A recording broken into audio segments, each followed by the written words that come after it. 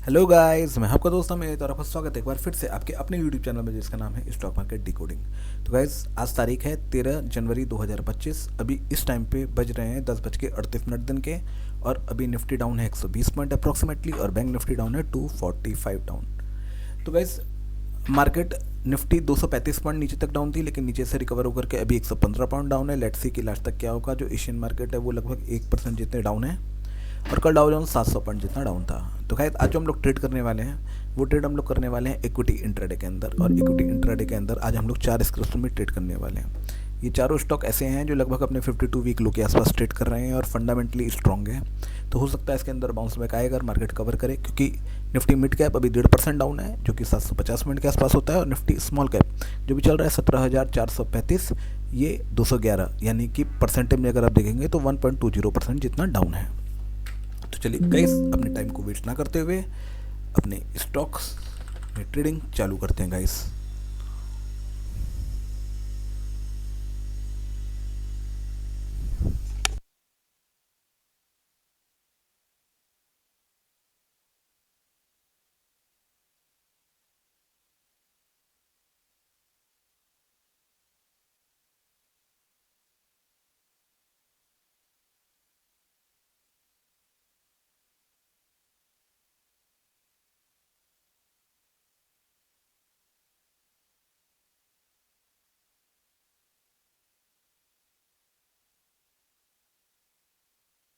Okay guys, जो अपना पहला स्टॉक है वो है केटीके बैंक यानी कर्नाटका बैंक। इसको हम लोग परचेस करेंगे अप्रोक्सीमेटली 50,000 के वैल्यू का है, यानी अप्रोक्सीमेटली हम लोग बाय करेंगे 250 स्टॉक्स गाइस। 250 क्वांटिटी हम लोग कर्नाटका बैंक बाय करते हैं।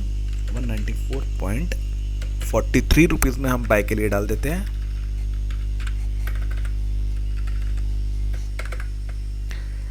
ठीक है गाइस, हमने परचेज ऑर्डर प्लेस कर दिया है और अभी सिर्फ 7 शेयर हमारे परचेज हो पाए हैं। 43, जैसा कि आप देख सकते हैं, प्रेफरेंस में हमारा ही ऑर्डर है। ठीक है, तो गाइस चलते हैं अपने दूसरे ऑर्डर पे। LIC हाउसिंग फाइनेंस, जो सेकंड ऑर्डर है वो है LIC हाउसिंग फाइनेंस का। इसकी जो प्राइस चल रहा है वो भी चल रहा है 550 रुपये 45 पैसा और 60 पैसा। इसको अपने बाय करेंगे अप्रोक्सीमेटली 100 शेयर। और इसको क्योंकि 15 पैसे का ही डिफरेंस है और 500 का शेयर है तो हम लोग मार्केट करके परचेज कर लेते हैं। तो गाइस, 550 रुपये और 60 पैसे में हमारे 100 शेयर्स बाय हो चुके हैं, जिसकी वैल्यू होती है 55,060 रुपये। थर्ड जो स्टॉक है वो है RBL बैंक। तो गाइस, RBL बैंक की भी जो प्राइस चल रही है वो चल रही है 891 और 894। सॉरी यार, मैंने ध्यान नहीं दिया। RBL बैंक की प्राइस अभी चल रही है 152.65 60.65। इसको हम लोग बाय कर लेते हैं अप्रोक्सीमेटली। इसको हम लोग परचेस करेंगे 300 स्टॉक्स और इसकी प्राइस होगी 153.50।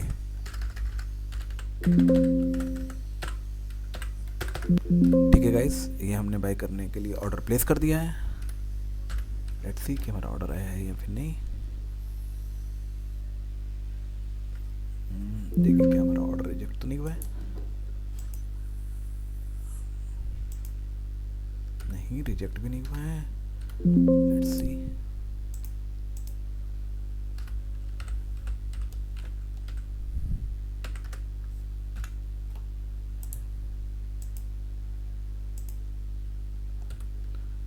ओके, एक बार वापस प्लेस करते हैं हम अपना ऑर्डर। 300 शेयर्स 152.38।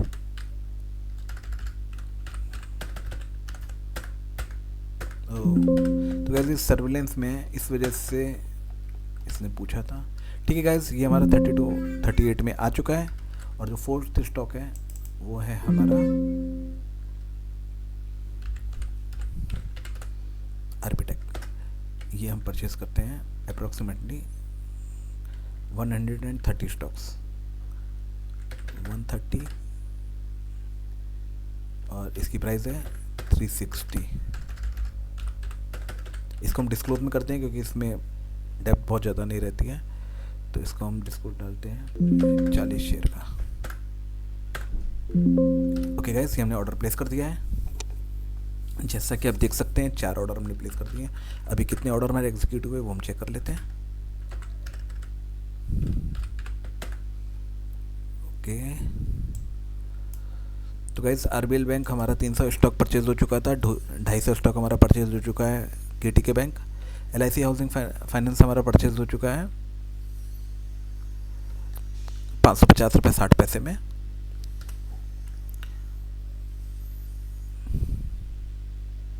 और आरबीएल बैंक आरपी टेक अभी जो हमारा परचेज नहीं हुआ है वो हम परचेज करने के लिए डालेंगे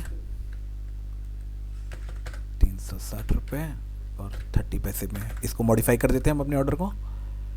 तो कैसे हमने अपना ऑर्डर मॉडिफाई कर दिया है, 360 रुपये 30 पैसा कर दिया है। जैसे कि आप देख सकते हैं 40 क्वांटिटी के डिस्क्लोज में 360 रुपये 30 पैसे में हमारा ऑर्डर प्लेस करने के लिए डाला हुआ है। बट अभी ये शेयर्स दे नहीं रहा है क्योंकि इसके अंदर डेप्थ थोड़ी कम रहती है।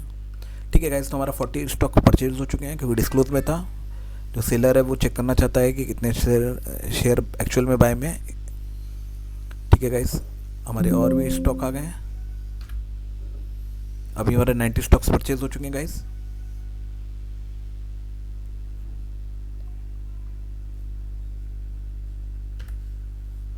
अभी जैसा कि आप देख सकते हैं कि जो टोटल पेंडिंग है 130 क्वांटिटी पेंडिंग है अभी।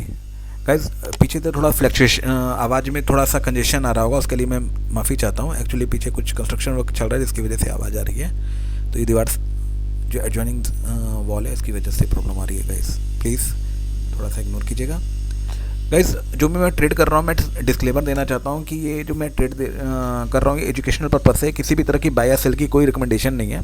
अगर आपको कोई भी बाय या सेल का रिकमेंडेशन, अगर आपको कोई भी बाय या सेल करना हो तो किसी सेबी रजिस्टर्ड इन्वेस्टमेंट एडवाइज़र की सलाह जरूर लें गाइस। तो अभी ट्रेड थे, हमारे चारों ट्रेड एग्जीक्यूट हो चुके हैं। मैं आपको बता देता हूँ।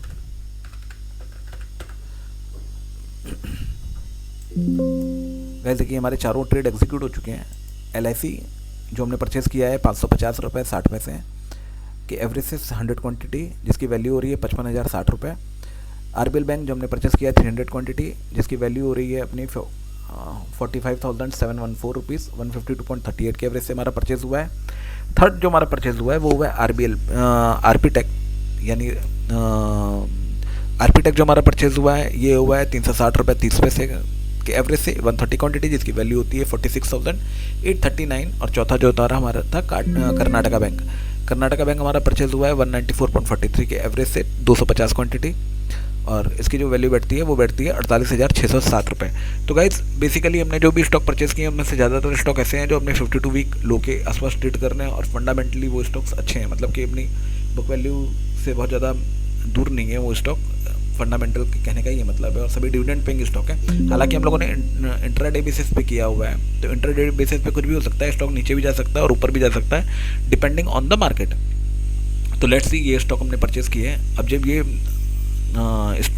ये ट्रेड्स वगैरह क्लियर होंगे तो डेफिनेटली हम आपको अपडेट करेंगे कि ये ट्रेड्स क्या रहते हैं। अभी के लिए इतना ही गाइस। मैं आपको ये बता देना चाहता हूँ कि जो भी हम लोग ट्रेड कर रहे हैं, वापस डिस्क्लेमर देना चाहता हूँ कि देखिए हम लोग किसी तरह के सेबी रजिस्टर्ड एडवाइज़र नहीं है।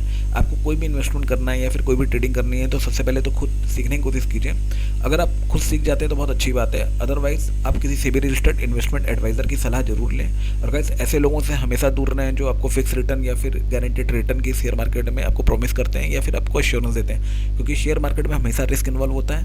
इसलिए शेयर मार्केट में हमेशा जब भी आप ट्रेड करते हैं तो आप ये जान के चलिए कि शेयर मार्केट में आपका कैपिटल टूट भी सकता है, मतलब आपके कैपिटल का नुकसान भी हो सकता है और प्रॉफिट भी हो सकता है, क्योंकि share market is a highly risky investment product.